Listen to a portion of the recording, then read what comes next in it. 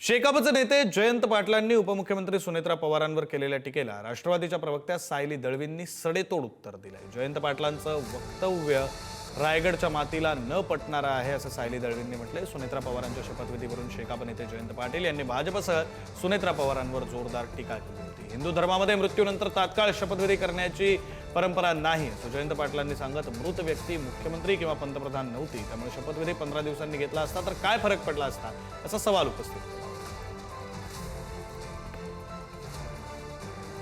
घटतलं नाही का?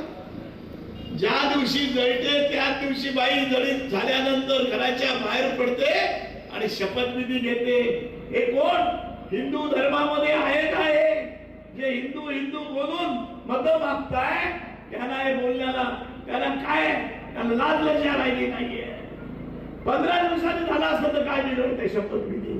त्या मुख्यमंत्री नव्हत्या किंवा पंतप्रधान नव्हत्या मारलेला व्यक्ती। या सगळ्या गोष्टीचं लोकांना सांगितलं पाहिजे सोयीच्या प्रमाणे हिंदू, नाहीतर कुठले धर्म नाही।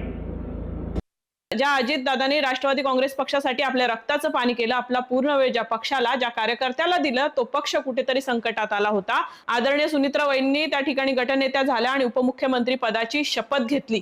परंतु ज्या छत्रपती शिवाजी महाराजांच्या रायगडच्या भूमीमध्ये नेहमीच मासाहेब जिजाऊ असतील, राष्ट्रमाता जिजाऊ मासाहेब, त्याच्यासोबतच येसुबाई महाराणी साहेब असतील, या सगळ्यांनीच महिलांचं नेतृत्व केलं। अशा पुरोगामी रायगड जिल्ह्यामधील एक नेता अशा पद्धतीमध्ये महिला नेतृत्वाबद्दल वक्तव्य करत असेल तर ही बाब अत्यंत दुर्दैवी अशी बाब आहे।